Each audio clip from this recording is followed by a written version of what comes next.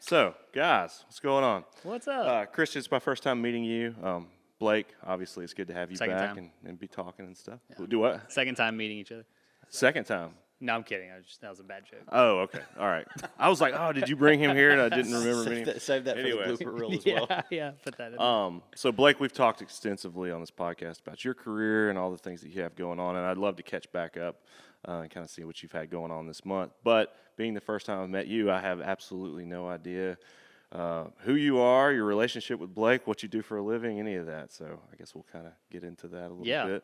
Well, I wanted to, we chatted a week ago, and I wanted to have you on here because you're in real estate, right? I want you to go through kind of what your story is, but you've recently kind of expanded your real estate portfolio and knowledge and kind of what you're diving into. And I love the action that you're taking, right? And that's something that Alex and I talk about a lot is you heard the phrase knowledge is power, right? But knowledge without action, in my opinion, is not power, right? You've got to have the knowledge, but you've also got to implement it and have some action around that, and you're doing that, right? And that's the hardest step, in my opinion, for someone to take, is to take action. So you're doing it. So I love it. So I wanted to have you on to really talk about what that meant for you, what kind of knowledge you had going into taking that action and then doing it, and not necessarily only in the real estate investment world, but also pulling the trigger on jumping into real estate a handful of years ago.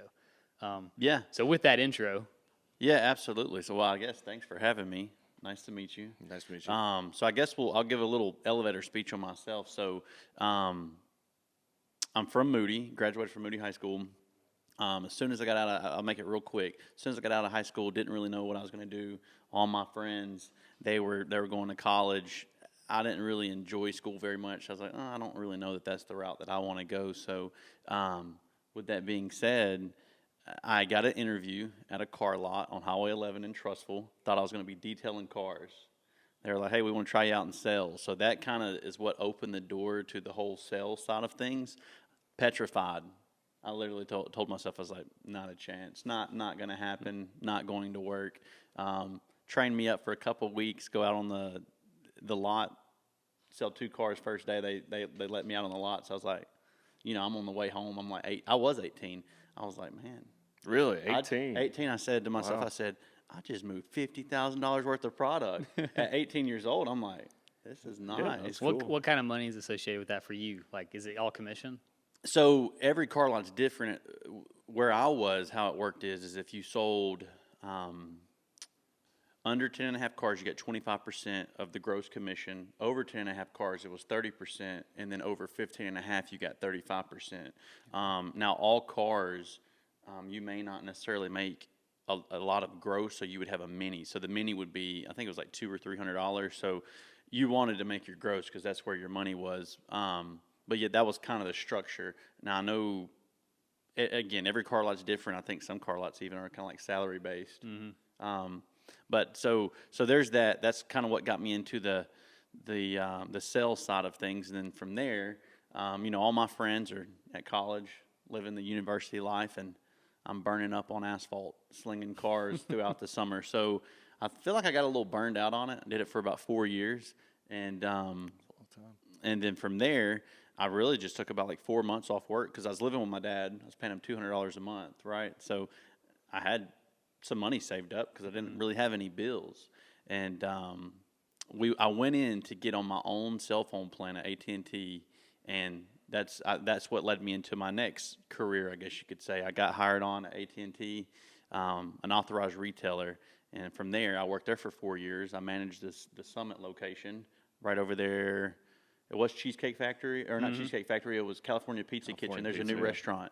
It just opened up. I don't know what the name of it is, but I did that for 4 years.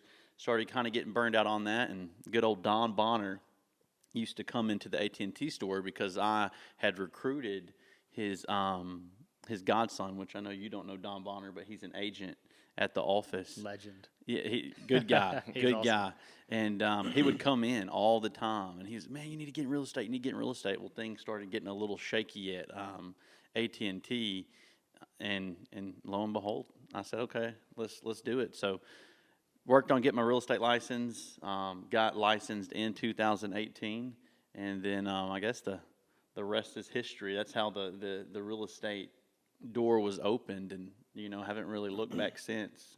Was the AT&T job, was it just like a salary job, or was it kind of commission based, or? All right,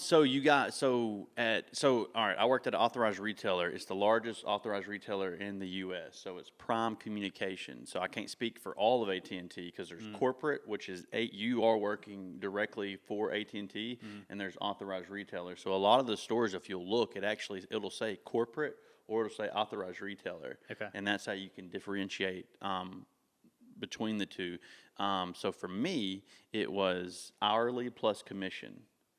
So Okay. you got paid X plus commission, and then when you moved up to assistant manager, you would get paid a little bit more hourly plus commission, and then store manager, it was commission plus bonuses. Or I'm sorry, it was hourly plus bonuses. So I'd get paid X per hour, and then if my store and my reps hit metrics, then at that point in time, I would get a bonus for A, B, C, D, whatever those may be. So coming into real estate, you weren't like, hey, I'm coming from a salaried 9 to 5 and just made this crazy massive jump, because you had 4 years of commission-based selling cars, 4 more years of somewhat of a commission sales role at AT&T. So so making that jump, there was some I guess relatedness between the two as far as like a mindset of, hey, I eat what I kill.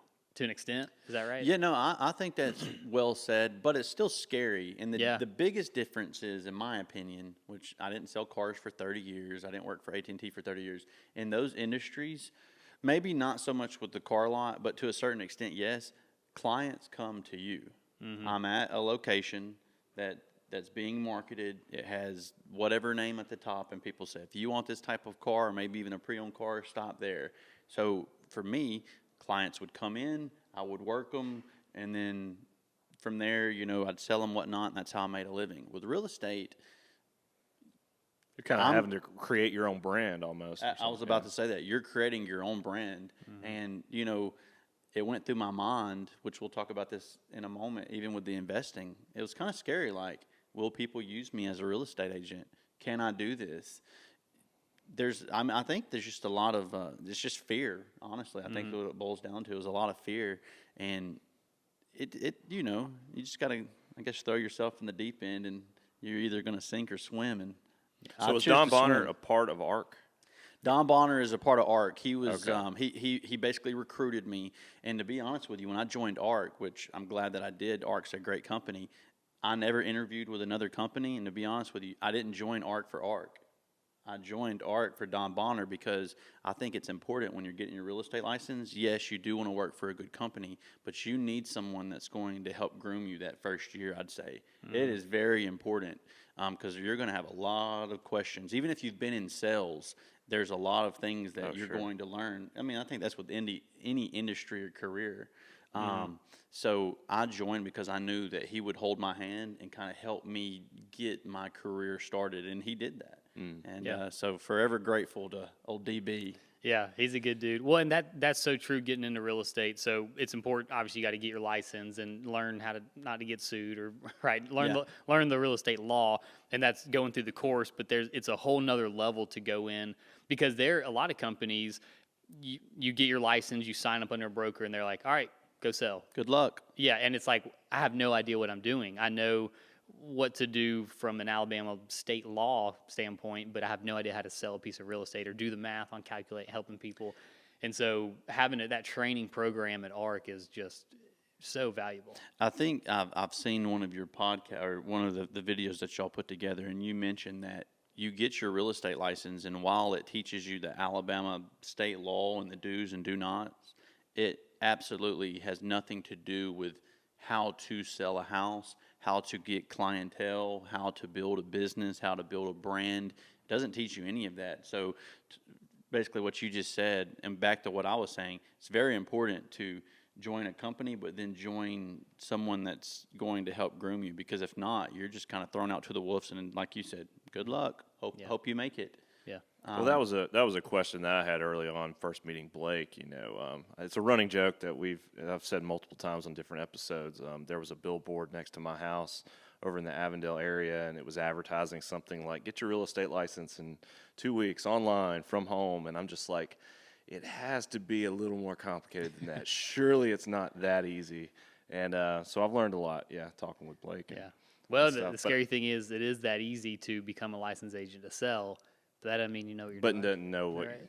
Yeah, and I've heard, I think Janet Ham, which she works at ARC, but then I think she may even be on staff, kind of, sort of, with the bar. I'm not really too sure. Don't hold me to that. But I believe that she said that they're working on making it a little bit more difficult to get your license. I don't necessarily say that. I don't think they're going into it saying, hey, we don't want people to become real estate agents. We just want people to maybe go through a little bit more training, I suppose. I don't know a lot about that. That's what I've heard. Well, there needs to be more barriers of entry. It needs to be more expensive because it's, what is it?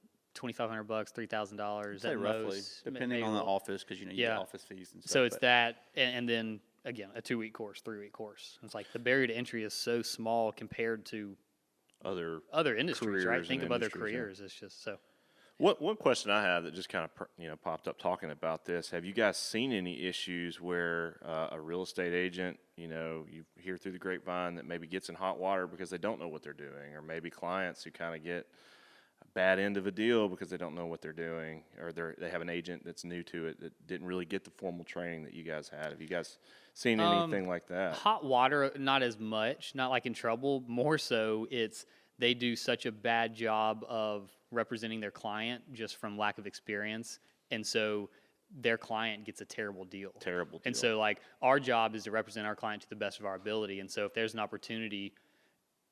So you're exploiting the people. I don't want to say take advantage. I was like hesitating. But I mean, it is because, like, if we're doing a deal together, Christian's brand new, or if I'm brand new and he's been in the industry 10 years, and I'm like, I don't know, Christian, like, here's what we think. And Christian's like, okay, well, here's what's best for my client. So this is what I'm going to push and advocate for. And if I have no idea that that's not good for my client, then my client's getting a terrible deal on that. Yeah. And so that's where that education piece and the training piece and either joining a team or having a mentor like Don Bonner for Christian is so important, so you can represent your client to the best of your ability. Yeah, I'd say the same. Like, I don't know that I've necessarily met realtors that have gotten themselves in hot water, but I have worked deals with realtors that were really nice. Now that the time has passed, they're doing a really good job for themselves, but they had no clue. Like, I was essentially walking them through how to make changes to a contract and get the contract to closing. So while they were really nice people and I enjoyed working with them, you could tell it was their first deal. You could spot it a mile away. They had no guidance because they would ask questions that your normal agent probably wouldn't ask. But I was okay. I was okay with that because I thought to myself, like, well, I was there at one point in time, so why would I not want to help out? Which I think Blake does a good job. I know that we're going to kind of chat about investing, but I feel like there's two type of people out there. There's people that they learn something to be successful in that whatever area that is, whether it's real estate, their career, investing, and then if you were to try to get help from them, they kind of want all their information. They don't want to give that out. Well, I worked hard for this information. Yeah, I'm just going to give it away. Them, right? And they don't really want to help you. I mean, it's not that they're not good people. They want it for themselves. Tricks of the trade, career. And then you have others to where they're successful and they actually want to see you be successful as well. So there's been many times, because it took a while before I actually purchased my first property, that I've called Blake, and he was always willing to meet or have a conversation on what he thought would be a good start for me. So I definitely think that's a great thing. So with that being said, if you're looking to getting to investing, although I would love to help, Blake's a great person to reach out to, because I called a lot and he was always an open book, which there is not a lot of people like that. So I appreciate that. Yeah, here's $20. Appreciate that. Before we get out, I do want to talk about your investing journey and where you're at. But before we do, talk about your sales career. How long have you been in it? How old are you? Where are you at now? Where's your area of focus if you have one? Yeah. So I guess we'll start off. So I'll be 32 this year. I've been an agent since 2018. I got my broker's license last year. As far as areas, I feel like I do a lot, like in the Moody Leeds area, just because I'm from the Moody Leeds area. So I know, since I graduated from there, I just know more people naturally from that area. However, I don't necessarily bound myself just to the Moody Leeds area. I would say that I'll probably go about an hour any direction of Birmingham So I'll help whomever, I've sold homes in Mountain Brook. I've sold homes in Hoover, Calera, Montevallo. I've went the furthest. Wow. Went up to Boaz, sold a house to a lady in Boaz. She bought it. I got her through a Zillow lead. She purchased the home, never had seen it. For the first time that her or myself had seen the property in person was when after we closed, she flew in. And we met at the house. I was new to real estate, and I was like, "Please God, like this house." Don't let it be like a terrible. I get there, it's not very desirable, and she gets there with all her family, and she's like, "Oh my God, I love it," and I'm like, "Thank God." So it was that would be a little interesting. nerve-wracking. Yeah. But yeah, so from there, I think each year I've went up in business. I think timing helped out, right? I got my license in 2018. I worked really hard. 2018, 2019 was well for me, Rookie of the year, right? Rookie of the year, Yeah. right? In the company. And then Really? 2020 or 2020, COVID hit, and everyone was like, "What's going to happen?" Well, I can tell you what happened. It went up real fast. So to be fair, I think that you could tell who the people that were working hard because their business really took off. But in those years, I don't think it really mattered who you were. You were probably selling some homes. So I think now, moving forward, you're really going to see who's in this for the long haul, and who's door openers, who are the agents that just know how to open doors, and who are the agents that actually know how to negotiate and make their contract more appealing, if that makes sense. Yeah, absolutely. So that was a little bit of a kind of a overview of where I'm at, whatnot. Yeah. Do you have in the next year to 3 year kind of like a realtor plan or goals for your business, or is it, hey, I love where I'm at and we're just going to keep? No, yes, I definitely want to scale. So again, who did I call about this? Mr. Blake Shultz. So I started doing research like on YouTube, right? And just different videos, and everybody that I would find was being coached, and who they were being coached by was being coached, and who that coach, they were being coached. So it seemed like everyone that had really scaled their business had a coach who had a coach who had a coach who was a part of a bunch of coaches. So I know, Blake, you've had a few coaches, and I think we met at Taco Mama in Hoover 2 months ago. So I just signed up for Tom Ferry's coaching. They have a core, and then they have a elite. And really the main differences are, do you want to be coached every week, or do you want to be coached every other week? So with that, there's stages 1 through 8. I'm a stage 3 according to them. And essentially, I think as you stage up, probably the things that they try to implement in your business change as you scale and grow. So yeah, I would like to, I'd like to put a team together and continue to sell. Obviously I want to sell more real estate, but I'd like to maybe get a buyer's agent, a handful of buyer's agent, transaction coordinator, assistant, just to where I just have more time. I want to continue to grow, but I also want to see others grow. And I think that, at some point in time, I can't, I may say, hey, I'd like for other people to do all the showing of the homes and whatnot. It gives me time to maybe do some other things and back end things, or maybe scale the business from a different side of things, I guess you could say.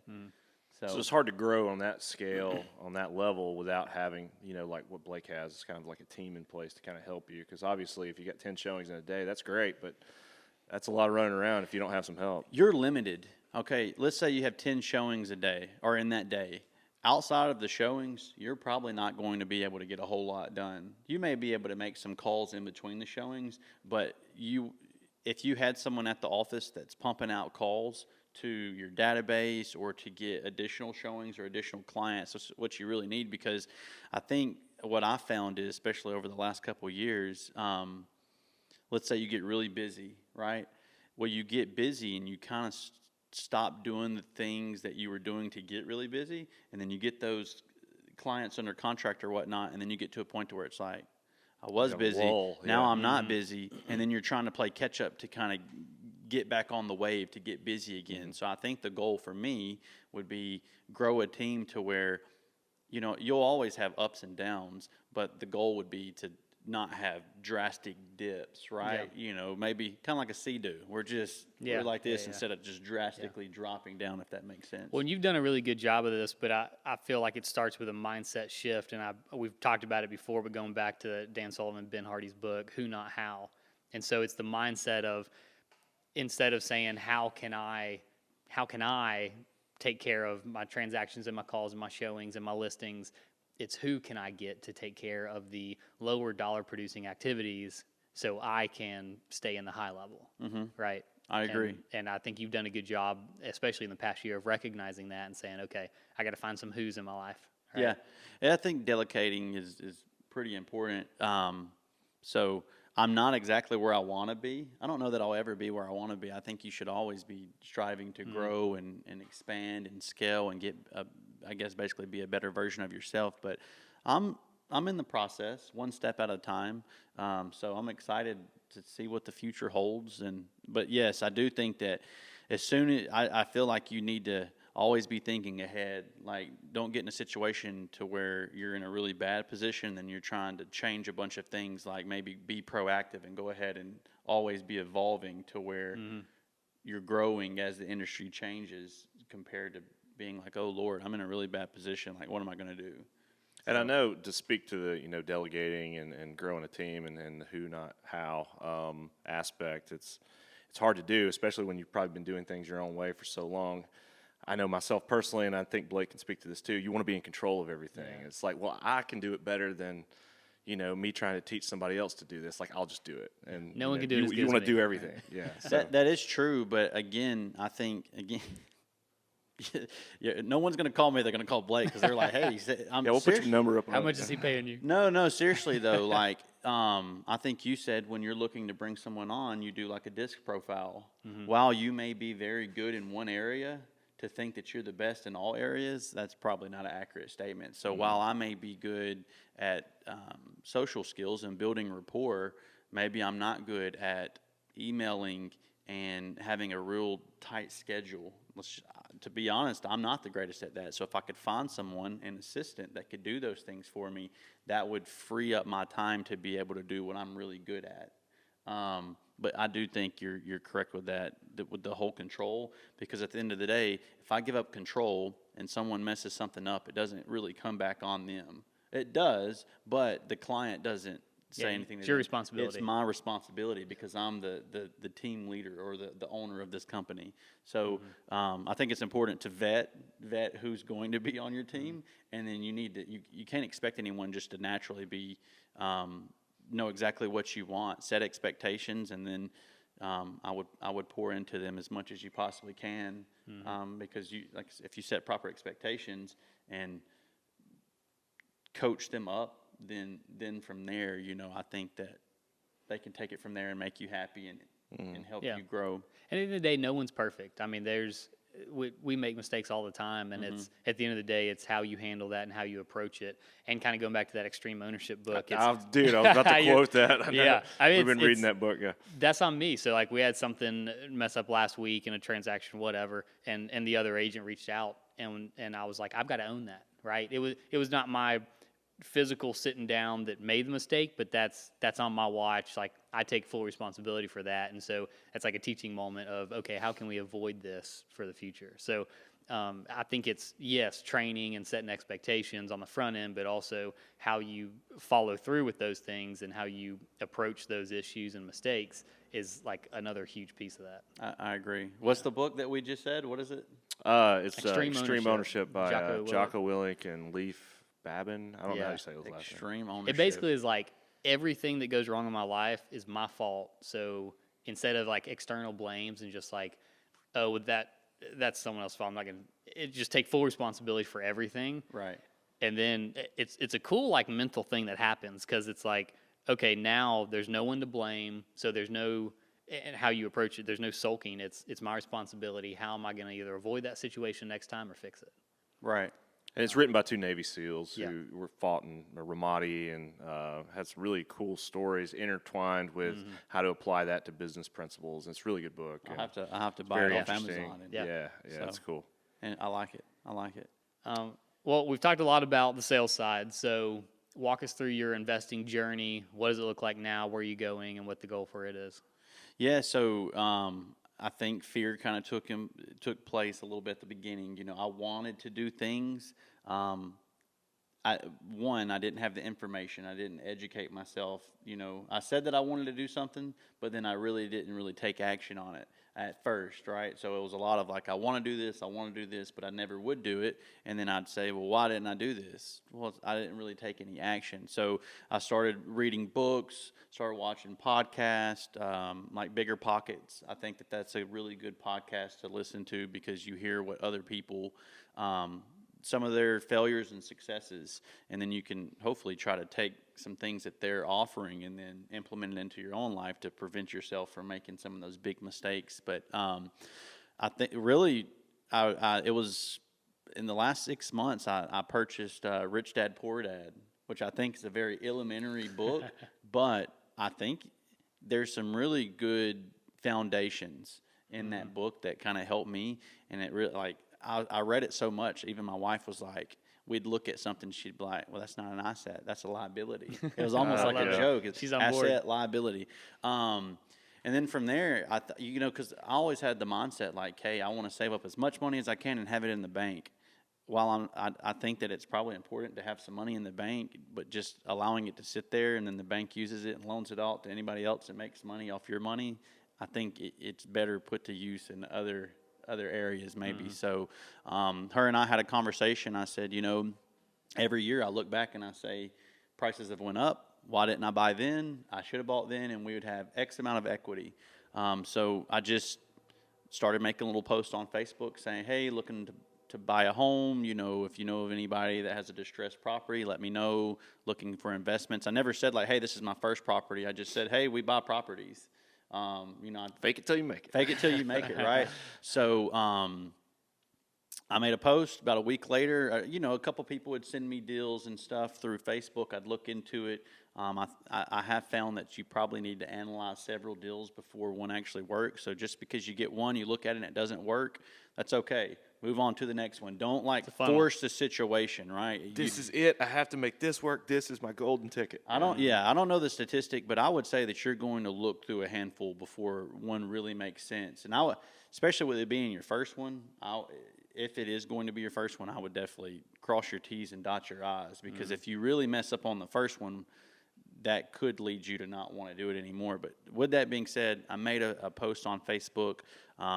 Jan Cromer at the office, she said, hey, are you looking to buy a house? And I said, yes, ma'am. She said, well, I have one in Leeds, right where I live. And I was like, oh, this might be perfect. I live in Leeds, it's right down the road from me. She told me the address. I went by, looked at it. I think she said they wanted, it was a 3-2 basement home in Cahaba Hills in Leeds, Alabama, which is a pretty desirable neighborhood in Leeds. And I think they wanted like $200. And I thought to myself, not a chance. There's no way I can pay this. So I went, I looked at it. My wife completely was like, I don't think this is a good idea.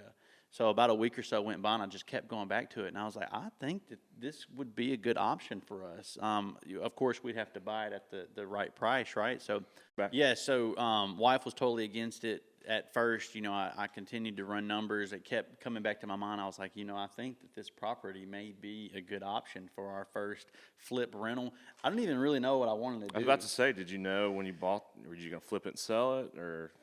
So my goal was to build a portfolio of rentals to where I have passive income. But on this particular property, I looked at it and I said, maybe this would be a good flip. I'd make some money off of it. And then that would help me. I'd take the proceeds from this particular property, and then that would help me on my next property. Did you have any kind of background in, like, if you want to do a flip, are you going to do the work, or are you going to contract that out? When we bought the house that we live in, the goal for that was to be a flip. So I met a lot of subcontractors that did the work for me, and then so basically I just went back to them when I purchased this house to get quotes and things of that nature. So while I can do like punch list items, some of the bigger items, I kind of just delegate. So you more act like a general contractor. And because in my mind, I really want to continue focus on scaling my real estate business, right? So I don't want to get so tied up in doing all this stuff to save a little bit of money that I'm really missing out on a lot of money on the sales side of things. So I just, I paid other people to do it, but I bought it. It was going to be a flip. We were finishing up, we did flooring, paint, gutted the bathrooms, did some yard work, just, it was nothing crazy. But we renovated it, made it look nice, and here we are again. I called Blake, and I was like, hey, man, what do you think? Should I flip this, or should I buy it and hold it? And I think that you encouraged me to at least try to rent it for a year. And I think, one, I could get a little bit of a taste of what it would be like to rent a property. Sure. And then two, I want to say that you go from short-term capital gains to long-term capital gains, meaning you save a little bit on your taxes after you've owned it for a year. Yeah, and the biggest thing was executing a 1031 exchange when you're done. So you had that, hey, the intent of this is to rent this property and then do it for a year and then say, I can continue renting it or I can sell it, and then defer those taxes by rolling it into a new one. Right, and right. That's So, but after the conversation, we ran the numbers, and he was like, yeah, you'll make a little bit of money, but it may be worth like actually holding on to it. And I said, all right, well, let's try that. So I bought it on an interest-only loan, renovated it with my own money, and then the goal is to do a cash-out refinance. So basically what I'm going to do is I'm going to refinance the property, get a 15 to 30-year mortgage, and then all the money, so my down payment money and all the money that I put in it to renovate it, I get all that money back. So I'm essentially in the home for zero money out of pocket once I do this. And then, of course, we have a renter in place. So based off the interest rate that I calculated, I'll be about $1,500 a month on mortgage. And I just leased it out a couple days ago for $2,000 a month. So I got a $2,000 deposit, security deposit, and $2,000 a month for a 12-month lease. So cash flowing about $500, not awesome. calculating any of the, out of that $500, some of it's going to go into an account to build up to buy the next property. Some of it's going to go into an account to be prepared when an HVAC goes out, roof starts leaking, whatever repair may be needed. So that's kind of like a quick little overview of what we did with that property. And the good thing is I bird it, so I got all the money back out of it. So I only have so much money. I don't have millions of dollars sitting around that I can just play with. So my strategy currently is to bird properties, buy them, renovate them, get all my money back out of them, right? And then use that same money to do the next one and the third one. I will say this though, as soon as I closed on that property, I felt good. I said, I did this. Well, we're about to do this. But the next thought that came to my mind was, man, would it be nice to have 4 tenants under one roof instead of one tenant? So my next thing, I was like, the stack. I would like a multifamily. Yeah.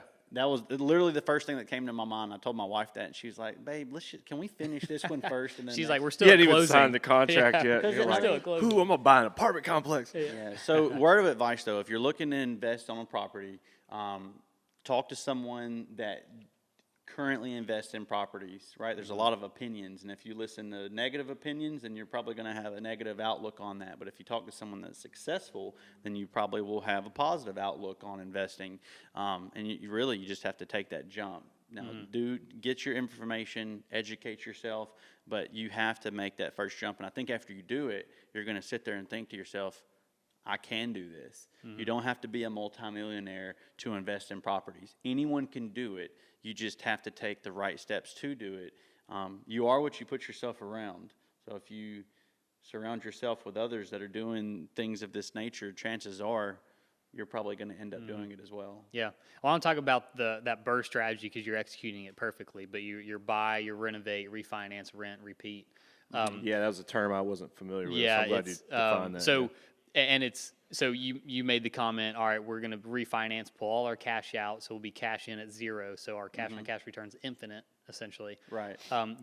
And that's not just an automatic, yeah, you can refinance and go, but you're able to do that, I'm assuming, because you added more value through the renovation than the property, or less value than the property is worth. So the property is worth a good bit more now because you added value through that renovation. Yeah, so basically, real quick, we bought the property at $152,250. Put about $30,000 into it, so I'm in at about $180,000 ish, right around there. And I'm calculating based off comps that the home's probably worth about $250. I'm not a lender, but to my knowledge, when you do your cash out refinance, you can pull 75 to 80% of the value. Right, so if it's worth $250, whatever 80% of that $250 is, I can get that back out on a loan. So it's about like 190. 190-ish, right? And you're all in at 182. Yeah. So I could make $7,000. extra $7,500, or I could just pull out my 180 to get my money back, and then use that towards the next property. Dude, and that's one of the biggest vehicles that someone could use who, like you said, not sitting on $1 million or hundreds of thousands of dollars. Is all you got to have is, I mean, it took some cash. Yes. You know, tens of thousands, 40 or 50,000. You don't have to say how much you spent, but you've got to have kind of a nest egg up front, but then you're able to recycle that. And there's a lot of people who will say, well, what if you can't pull all your cash out? Okay. You still have a cash flowing property, and if you got to leave 20 grand in there, okay, your cash on cash return isn't as sexy, but you're still cash flowing. You still have a great rental property. Cash flowing, one, but then the other side of things, appreciation. You're making money monthly. Someone else is paying your mortgage for you, but then on top of that, if you hold on to that property and you bought in a good area, your appreciation is going up. So you're making money on a monthly basis, but then if you were to sell, Gaining equity.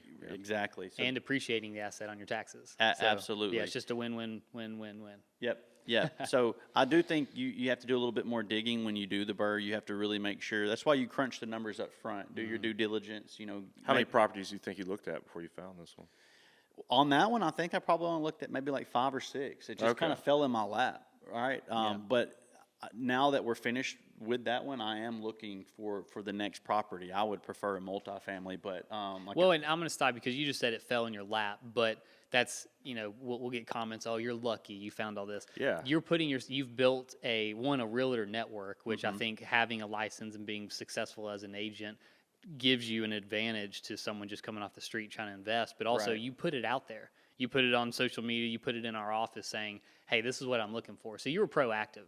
So I would agree. I agree with so that. fell in your lap is a loose term. I wanted to call you appreciate out because people just say, oh, you got lucky. Right. And I hear that a lot on feedback when we do Uncle these. Bob came knocking on your door. I got the golden opportunity for you. I hear that feedback a lot. And I'm like, well, yes, luck was involved, but also like all the work that I put in for the past 10 years or 5 years on building the foundation is what you're ignoring. And so I don't want to ignore all the work that you've put into that. Yeah, I agree. I think that me putting it out there and then having networking and having relationships with other agents is why that led into to her saying, hey, well, let me tell Christian about this. So now that I've done it, she was happy. Her clients were happy. So I think if she got another one, she'd probably say, well, it worked out on the last one with Christian. Why not run it by him this time? Yeah. Right. Well, it's Building that network. and how you conduct your business, right? Agents like you. They like to work with you. And so they'll bring you deals. Right, absolutely. So if I want to get to 100, where does it start? It starts with 1. That's right. So I've knocked out the 1, and hopefully y'all invite me back on here in a few months, and I say, hey, well, I'm working at 10, on baby. I'm at 10, baby. Let's go. That's right, yeah. That's awesome, man. That's really cool. And I think that's a really good inspiration to hear somebody who's kind of just getting started with your first property. I mean, when, you know, I was talking to Blake, and it sounded like he owned half of Birmingham already. So I was like, oh, God, man, you know, there's just no way I'll ever be able to do that. But, yeah, that's really cool to kind of hear how you got started, especially in the investing side. So. Yeah, Well, one at a time. You can do it, and you have someone that I think is a great resource that wants to see you grow as well. So, Well, one of our goals throughout this year is Alex getting into his first property. Yes, So, which is yet to happen, but it's coming. I'm like you, man. I Laying the got the foundation. fear, and I don't know what I'm doing. You know, I don't even have a real estate background. I don't know anything about this world other than what I've learned through Blake and through this podcast and talking with him. You know, if it makes you So feel I'm better, super green for anybody out there listening. if it makes you feel better, Blake and I had conversations for, I would say, probably 2 years. Yeah. He literally said, listen to all the Bigger Pockets podcast. Once you catch up to current, call me back, and then we'll work a deal together. Yeah. While we haven't worked a deal together, educating myself and getting the information is what helped me make that first purchase. So it is scary. It took me 2 years. But I will say, if I could go back 2 years ago, right now I feel like I should be at 15, 20 properties. Oh, wow. But I think it's just a mindset. You can do this. You don't have to be a multimillionaire. Just get after it. Surround yourself with like-minded people that want to succeed and want to see you succeed. And See, it'll I'm happen. just on the cusp of that. See, where you were, there. you know, 6 months ago, that's where I'm at. I was just like, I don't know about this. So man. when you come back on, you're at 20 properties. He's going to be at 1+, and Half a and our property. conversation is going to be like, oh, well, how's your rental? How's your rental? Yeah. So We'll see. you can do Hope it. so. I have faith in you. Well, it's been really cool talking with you and getting Yeah. to meet you, and I appreciate you coming on. And Absolutely. yeah, man, that's awesome. Appreciate it. Thanks for your time. Yep. Thank y'all for having me.